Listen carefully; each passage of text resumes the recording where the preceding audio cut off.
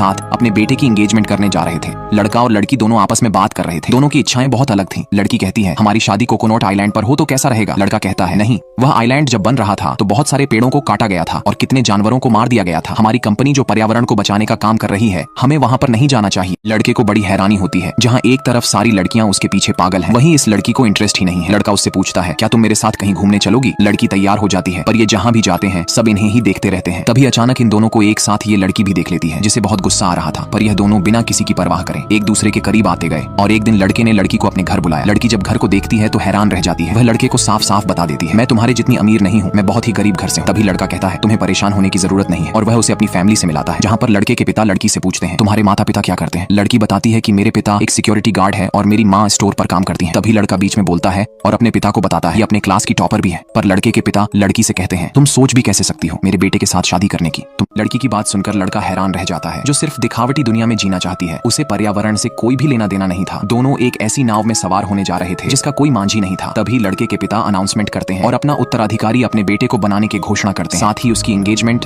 अपने दोस्त की बेटी के साथ करने की भी बात करते हैं। यह बातें सुनकर लड़के की माँ जरा भी खुश नहीं थी। तभी लड़के की नजर फूलों के गुलदस्ता पर जाती है जो उसी लड़की ने भेजे थे। यह देखकर लड़के का दिल बैठ जाता है। वह अपने पिता को बीच में रोकता है और उनके उत्तराधिकारी बनाने से इनकार कर देता है और पार्टी छोड़कर चला आता है। लड़के के पिता उसे समझाते हैं पर लड़का कहता है मुझे उस लड़की से शादी नहीं करनी जिसके ख्याल मुझसे जरा भी नहीं मिलते हैं। लड़के के पिता कहते हैं अगर तुमने उसे लड़की से शादी नहीं की तो मैं तुम्हें बेदखल कर दूं। लड़का कहता है ठीक है, मुझे नहीं चाहिए आपकी दौलत और ये सन्नो शौक, और अब यह सब मैं ज्यादा बर्दाश्त नहीं कर सकता। ये लड़का अपने पिता से कहता है मुझे उस लड़की से शादी नहीं करनी है जो सिर्फ मेरे पैसों से प्यार करती है। तभी लड़के के पिता कहते हैं ठीक है, आज के बाद मेरी रोल्स रॉयल लेकर मत जाना। लड़का कहता है ठीक है, नहीं ले जाऊंगा। लड़का अब सीधे लड़की के घर पहुंच जाता है। लड़की कहती है अब यहाँ पर क्या करने आए हो? जब तुम्हारे पिता मुझे भला बुरा कह रहे थे तब तुमने कुछ नहीं कहा था। तभी लड़का कहता है उस वक्त मैं तुम्हारा साथ नहीं दे सका था, उसके लिए मुझे माफ कर दो, पर मैंने वह कंपनी वह घर सब छोड़ दिया है तुम्हारे लिए। तभी लड़की उसे माफ कर देती है, पर अब उस कंपनी को संभालेगा कौन? मेरे पास एक आइडिया है। और अब ये लोग उस पार्टी में वापस आ गए थे। यहाँ पर यह आदमी कंपनी का सीईओ बनने की बात कर रहा था। बताता है कंपनी के ओनर का बेटा जो अपने परिवार को नहीं संभाल सकता है, वह भला कंपनी को कैसे संभाल सकता है, इसलिए मैं इस कंपनी का सीईओ बनना चाहता हूँ। तभी यह लड़की कहती है इस कंपनी के 2 बच्चे हैं, इसलिए कंपनी का सीईओ एलन को बनाना चाहिए। पर तभी आदमी कहता है वह एक लड़की है, वह भला कंपनी कैसे संभाल सकती है। लड़का बताता है मैंने करोड़ों की गाड़ियां, आलीशान मकान, यहाँ तक की सारी संपत्ति को ठुकरा दिया है तुम्हारे लिए, पर प्लीज मेरे प्यार पर विश्वास करो। आखिरकार लड़की को विश्वास हो जाता है। तभी लड़की कहती है पर उस कंपनी को संभालेगा कौन? इधर यह आदमी कंपनी को संभालने की जिम्मेदारी लेता है, पर तभी वह लड़की आ जाती है जो कहती है कंपनी को लड़के की बहन संभालेगी। आदमी कहता है कंपनी को चलाना लड़कियों का काम नहीं। तभी वह लड़की बताती है हाँ क्यों नहीं, जिस तरह तुम इस कंपनी को अभी तक चलाते आ रहे, तुम्हारे बहुत सारे घोटाले मुझे पता है, जिस पर आदमी कुछ नहीं बोलता।